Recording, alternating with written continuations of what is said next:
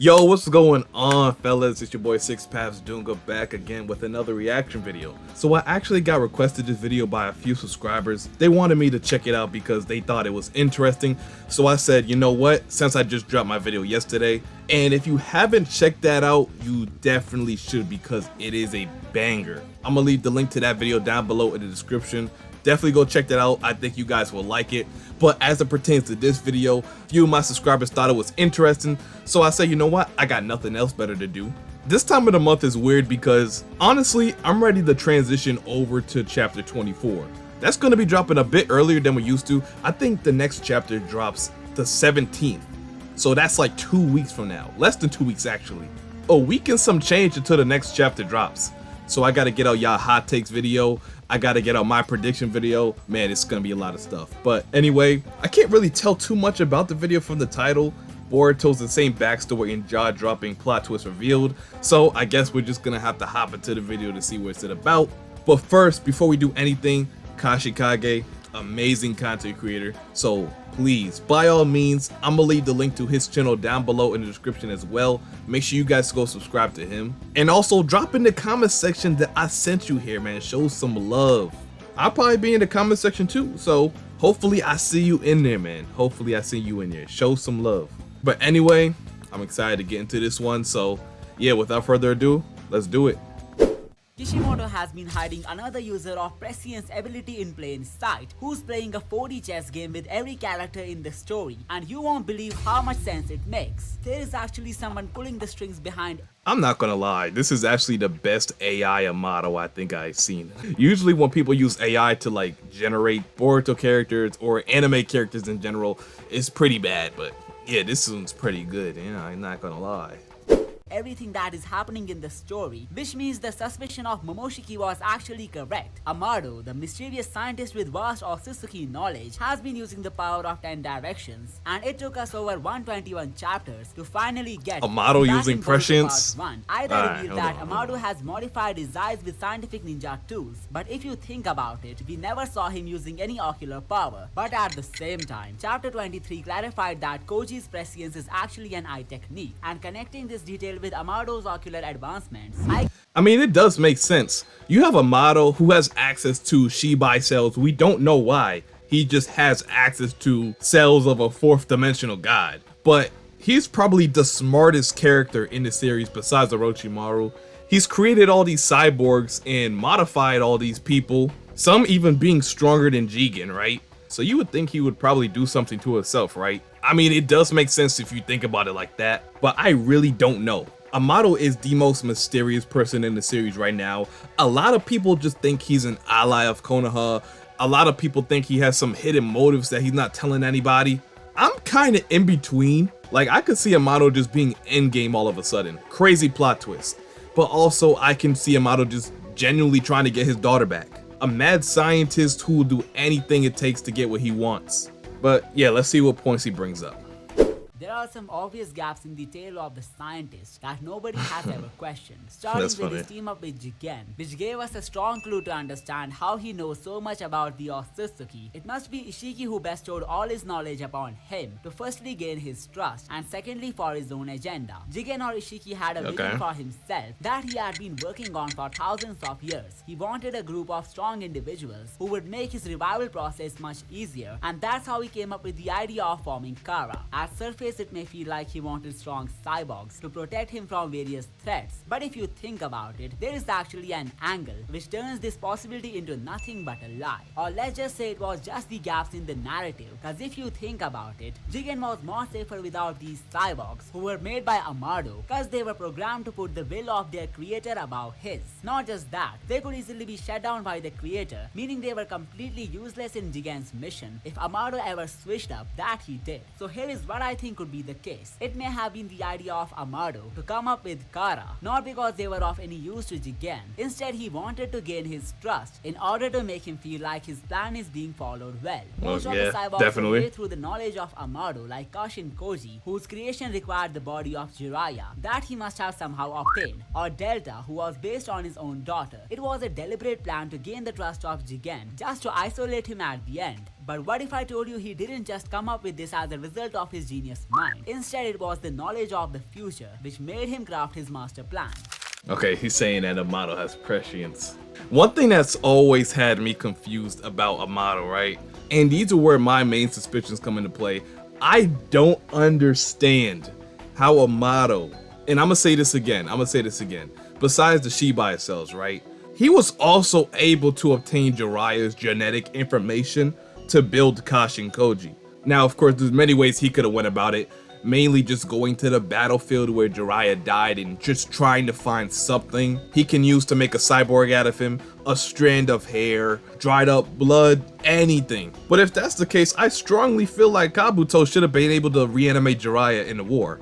I mean, the amount of DNA needed to reanimate somebody and to make a whole clone out of somebody is probably a little bit different, but to make a clone out of somebody, I suspect you would need more of their DNA.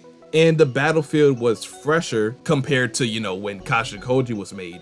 So, you know, it's just questions upon questions upon questions. And we're dealing with some pretty smart people, you know, Kabuto, AMADO, Obito, they're all pretty smart. So it was always hard for me to believe that AMADO could just do these things all willy-nilly without some extra help or some type of secret that he's hiding from everybody else. In case of AMADO and Jigen, it was the OTSUTSUKI who approached the scientist with an offer to revive his daughter. But AMADO was at a place where he had no reason to trust him. So why didn't he simply refuse the offer? Was it the he was desperate of reviving his daughter or something even greater than that? Well, on top of promising to resurrect Akebi, Jigen shared something much more valuable to AMADO, and it was the ages-long OTSUTSUKI knowledge. If you take a look at all his tech, it has clearly been derived from the OTSUTSUKI technology of the Ten Tails dimension. There is no way he magically came up with such innovations. He must have examined the OTSUTSUKI miracles from this dimension just to replicate them with his expertise in cloning, and that's exactly what he may have done, which only means one thing. Jigen must have brought him to this dimension while explaining the entire OTSUTSUKI lore to him, from Shibai OTSUTSUKI to his betrayal from Kaguya. He trusted the genius of AMADO more than anything. Yeah, I mean, it definitely makes sense if you think about it. Jigen had to trust AMADO to a certain level to have him make cyborgs with Shibai cells, I might add. It is not like it's just one of them. Yeah, if you betray me, I'll just destroy this. Nah, it was a lot of them. It was a lot of them. Delta, Boro, Damon, Ada, I mean, it's a lot of them. So he had to have some type of trust in AMADO to give him that much freedom. And even more trust to tell him the lore behind the OTSUTSUKI. He might have even told AMADO about Shibai, which then resulted in AMADO being able to discover Shibai cells and make cyborgs based off of that. So that pretty much takes care of like where AMADO got all his OTSUTSUKI knowledge and all that. I mean, at this point in the story, we know a lot about the OTSUTSUKI, right? But we don't know too much about Shibai himself. And I would love if the story just goes back and gives us more information behind the Ten Tails dimension. You know, you have the whole OTSUTSUKI mural there, and then you have the two murals that are destroyed, which AMADO probably has some information about, which can be crucial later on down the road. I mean, I feel like it's already written. If some crazy plot twist was to come out, then AMADO would be behind that. I mean, a lot of people already got their questions about Akebi in the first place. I see some crazy theories surrounding her, so I wouldn't be surprised if AMADO just came out to be Endgame or even Akebi. It was the moment when he entrusted the secret remains of Shibai OTSUTSUKI to the scientist. AMADO, without wasting any time, experimented with these divine cells and was able to unlock different Shinjutsu in some of his cyborgs. But what hasn't been revealed in the story yet is the fact that he indeed injected his own body with these cells, which could have possibly granted him the mighty power of prescience. I never thought about this possibility before, but after seeing how Kashin Koji's eyes started gleaming while using this ability in chapter 23, it all started to make sense. AMADO, after unlocking this power, must have used it many times behind the scenes to find some perfect loopholes in the timeline. He may have modified his eyes for the same reason, so that nobody catches him when he's using this power. So back to his master plan. It all starts with Ida and Daemon, who were so powerful that Jigen had ordered to dispose them off, but surprisingly they were alive, as if they had already been been assigned a pre-planned role by someone. Now here's a huge punch in the theory. Out of all the characters in the story, why did only Aida fall for Kawaki? Well, what appears to be a coincidental attraction to many could be a secret programming that Amado had installed in her way early in the story. I would get back to this point in a while, but first take a look at this. Here's the reaction of Amado when Ishiki's spirit came to Code to establish him as the successor. Jigen never showed some real interest in Code when he was alive, and looking at how Ishiki thought of Code as the one who could avenge his death makes it all a bit confusing. Even Masuri told him that he always gets used like a clown by others, so what if that's exactly what happened when Ishiki's spirit was projected to him? What I mean is that Amado in this sequence where he can be seen talking to himself could be actually talking to Code through the hologram of Ishiki. That's right. It was Amado who told to Code by appearing as Ishiki and telling him that he is now a chosen successor, when in reality he was never meant to go that far. The biggest hint to back this up comes from the meetup of Aida and Code. I feel like some crazy black Zetsu lore coming into play here, because if that's the case, then Amado orchestrated the majority of the series. And about Ada, it does make sense because if Amado is able to implant these Shibai cells in numerous of cyborgs, right, then he should be able to make small tweaks, minor modifications to how that Shinjutsu is to be used. Like, okay, let's just use Ada for example. Because of her omnipotence, everybody thought she had like a love charm because nobody would be able to attack her. But if Amado was the one that gave her that power, then perhaps he's the reason why her power worked like that at first. And there has to be a reason behind that. So maybe he just needed Ada to be alive in order for his plan to work in the long run. Ada could have been a crucial figure in that plan manifesting. So, you know, if she just died, then there would be no point.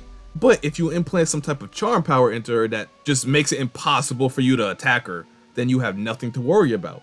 And the same thing with her falling for Kawaki. It could be all a part of his plan. Now, when we look at KASHIN Koji, it's a little bit more like confusing because he's saying that Amado has prescience, but KASHIN Koji also has prescience too. We're not constantly seeing what he's doing behind the scenes if he was to be manifesting a plan.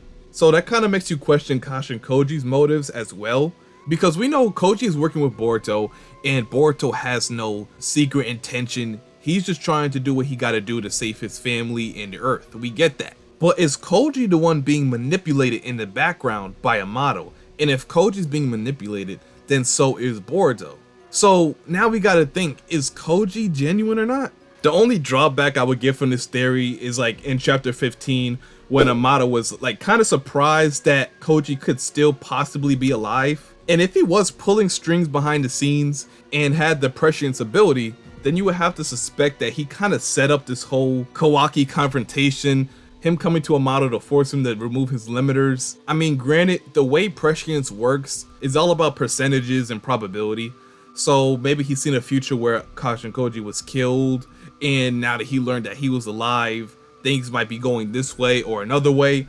It could be working something similar to that. So pretty much, if you think Amado has prescience, then the theory of that is just gonna take you down a spiral of other possibilities that could have happened in the series. It's gonna hurt your head. Don't try to think about it too much. Let's just follow along with the video. When she revealed that she has already seen the conversation between him and Ishiki's spirit. But what's confusing is that when Momoshiki, who is indeed a real OTSUTSUKI, appeared as a spirit to have a talk with Boruto, Aida wasn't able to catch that with her Senringan, and this only means one thing. If it was actually the spirit of Ishiki, then the Senringan shouldn't have been able to see this spectacle. And when we connect the Amado angle into this, it all makes perfect sense. It wasn't actually Ishiki but an imposter, commanded by Amado, who ordered Ko to avenge his death and become a god. So now the question remains, why did he do that? Well, all of the possible futures that he may have seen, the only ones which had his chances to succeed, must have needed an external intervention. And that's exactly what he did by provoking Code by selling him a dream from someone that he admired the most. And once Code was fully manipulated, he went in search of comrades where he found Aida and Daemon, and while at first it felt like the evil trio has been formed, Amado suddenly got kidnapped and was forced to remove his limiters, again a part of his plan, which then came with an unexpected unexpected twist of the cyborgs betraying Code at the last moment. Now this betrayal did not come from scratch. It was a result of Aida's love for Kawaki overweighting her loyalty to Code. And as I said earlier, I mean, true, if you put it together like that, it does make sense. If AMADO and KASHIN Koji are responsible for Kawaki falling into the hands of Konoha, and mind you, they plan for that to happen, by the way, it's already been confirmed, then him manipulating Code to try and become a god, and then him searching for allies in Ada and Damon, that does make sense. You modify Ada to have an intense feeling of love towards Kawaki, and then have her betray Code to go to Konoha? That's a chess move, I'm not gonna lie. So that move is essentially just giving Konoha the power of the Senrigan. But then you also have to think, if AMADO planned that, then he also planned Boruto to lose his life due to omnipotence. That means he's seen that possibility because of prescience and still went towards it. That's kind of messed up if you think about it. That's kind of dirty. Now moving on to the bigger picture, the role of Code did not end here. He used his claw marks to divide the 10 tails, which first created the claw grinds and then led to the birth of the Shinju. And here comes the big question. Were the Shinju also a part of Amado's planning, based on the visions that he had foreseen with prescience? Well, I must say the answer is absolutely a yes, and here is why. The primary goal of Amado behind cooking so much was to revive his daughter, and in order to do so, he had integrated his DNA into the artificial karma of Kawaki. Now, even though he had successfully made him awaken the karma, which was again a major factor of his master plan, there was no way for him to make Kawaki use it to revive his daughter, and that is why he needed someone strong enough whose defeat would become the goal of Kawaki's life, and that's when Jura entered the picture.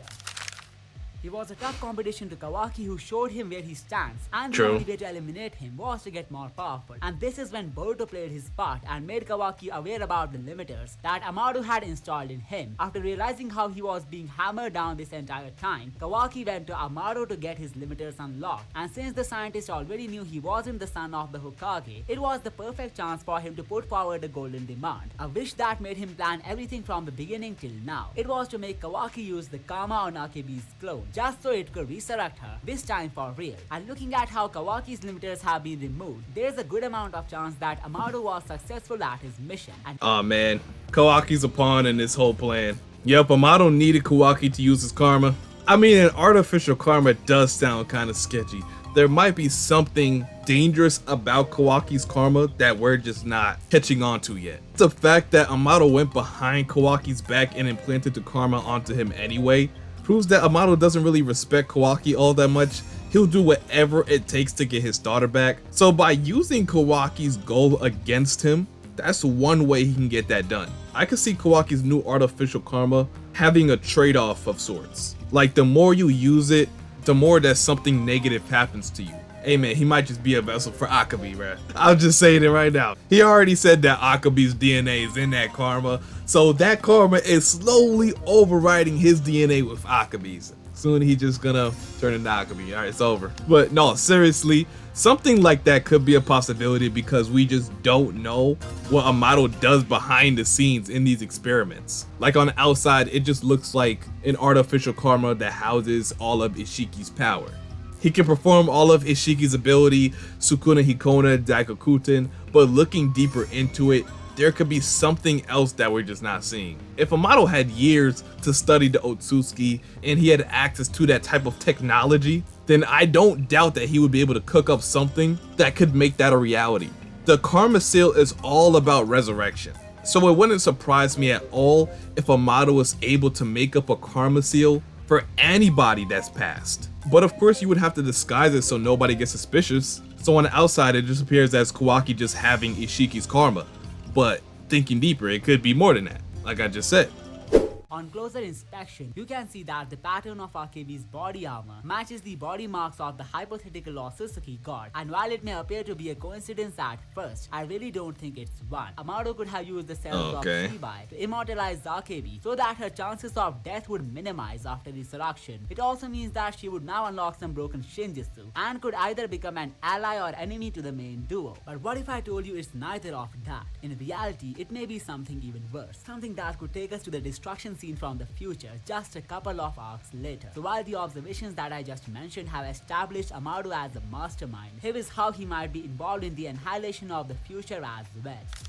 There's an undeniable parallel going on in the story right now, starting with chapter 23 of Two Blue Vortex, which corresponds to the events of the same chapter of part 1. Both the chapters mark the entry of Kawaki in the story, with part 1 marking his debut and the second part featuring his most awaited comeback. Now let's keep chapter 24 aside for a while and talk about 25. I didn't even see that. Chapter from part 1. I didn't even see that. Wow, chapter 23 of part 1 was the debut of Kawaki? And now chapter 23 of Two Blue Vortex, he's getting ready to fight the strongest villain ever. Oh man, I didn't see that parallel. I wonder if that's a coincidence or Ikimoto just meant for that to happen. But either way, it's pretty cool. Looking at how all the circumstances have been met for this situation to again erupt in the story, there's a good amount of chance for this pattern to continue, which means chapter 25 could either have a resonance moment or the comeback of Momoshiki himself. Now when it comes to chapter if I noticed that, I would have made a video on it for sure. A glimpse of Kawaki's backstory, and going by this already established analogy, we might get another backstory of Kawaki, and I'm not talking about how he made Amado unlock his limiters. Instead, it could be something related to another battle puzzle piece, which is that's crazy. Yeah, now here is I could be being Kawaki's mom. I heard it before. Was 24 years old at the time of death, and the next chapter number is also 24, which might reveal her revival to us in the form of a flashback. So while it's almost clear that there will something be related to Akebi in the next chapter, what if it's actually the infamous theory that I have been mentioning time to time again? Akebi could get revealed as the mother of Kawaki, with Amado being the secret grandfather. Who had been planning oh my god, that's crazy. It would add another notorious layer of genius in the character of the scientist. Man, so basically, Amado did all this to his grandson. He made Jigen go after Kawaki with the sole purpose of being his vessel, had him escape, fall into Konoha's hand, do all this just so he can revive Akebi. That's crazy to think about. And that may be the master move of Amado. He deliberately made Kawaki go through all the trouble and traumas in order to prepare him for the Karma Sea. That's crazy. By all three of them also hints at the same. And looking at how the blood-related plot is the common trope in shonen mangas, I genuinely believe that this is where the plot is headed from this point. Kokasu, the father of Kawaki, who in this case would be the husband of Akebi, also hints at this theory coming true for one solid reason. In the anime, it was revealed that he was once a great shinobi, and while it was believed to be a false rumor by the speaker, I think the reality is the complete opposite. Kokasu might actually be a great shinobi of his time, but there must be some tragedy which changed him completely, which in this case was the death of his wife. Now here is how I believe Amado would likely have a hand behind the destruction of Konoha and the extermination of shinobi age from the future. In chapter 75, it was revealed that Akebi died of some incurable disease, but at the same time, her passing turned Kokasu from a brave shinobi to a broken drunkard. So could it be that it was the unexpected loss of his wife which made him go through this change? Well, the fact that he left the way of shinobi after this incident could potentially mean that Akebi's death had something to do with ninjas, but we know for a fact that Amado said she died of a disease, so how does it even make sense? Well, in that case, the death of Akebi could be associated with the shinobi status of Kokasu. What if some enemies of Kawaki's father planned the murder of his wife by attacking her with a poison-coated weapon? It makes sense when you think about how she may have lost her life to a disease which infected her out of nowhere. What may have appeared to be a failed assassination attempt could have turned the life of Akebi into a living suffering by infecting her with an incurable disease. This sudden loss affected both her husband and father in pretty different ways. So you're saying that Kawaki wants the age of shinobi to end because of the death of his mother and not Naruto? I mean, it can be both, but I see it being more so because of Naruto. Let's just keep it a buck. If Kawaki learned about his mother, I don't see him caring all that much. I just don't see it. Not more than Naruto, definitely not. So if he does decide to make a grand decision like that, it would be more because of Naruto and not because of his mother. I mean, if that's what he's trying to imply anyway. We got like 40 more seconds in this video, so I don't know what other points he's gonna bring up. But strictly just speaking about the destruction of Konoha, which most likely Kawaki brought upon, I don't think it has nothing to do with his mother. Because at this point in the story, I don't see his character taking such a massive turn to where he wouldn't care more about the OTSUTSUKI and protecting Naruto. I think that's the main focus of his character until the end of the story. I mean, I'm pretty sure we all know the shinobi system is corrupt in some ways, and people do some really bad things. That's just human nature. Which is not gonna end because of the age of shinobi being over, by the way. It's not gonna end. It's not gonna end tragedies like that. So let's just get that straight. But yeah, I see where he's coming from. AMADO could be in the background manipulating some things, pulling some strings for all we know. But as it pertains to KAWAKI, his character is already solidified. I don't think there's gonna be any like crazy lore behind KAWAKI's life that's gonna change his character per se. We might learn more about him, but nothing to where his character will take a massive turn. And once this knowledge would be revealed to KAWAKI, likely through Aida, who would check it all for him through her Senringan, he could decide to side with AMADO and exterminate the system of shinobis once for all. This makes AMADO the secret mastermind who single-handedly turned around the whole story of Boruto with the hidden power of prescience. Yeah, I don't know. He's just gonna be like, look AMADO, I don't care what you're talking about.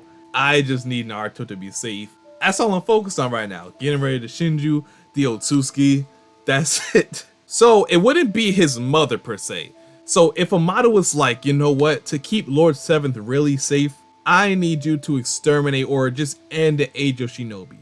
That's the only way Naruto can stay completely safe.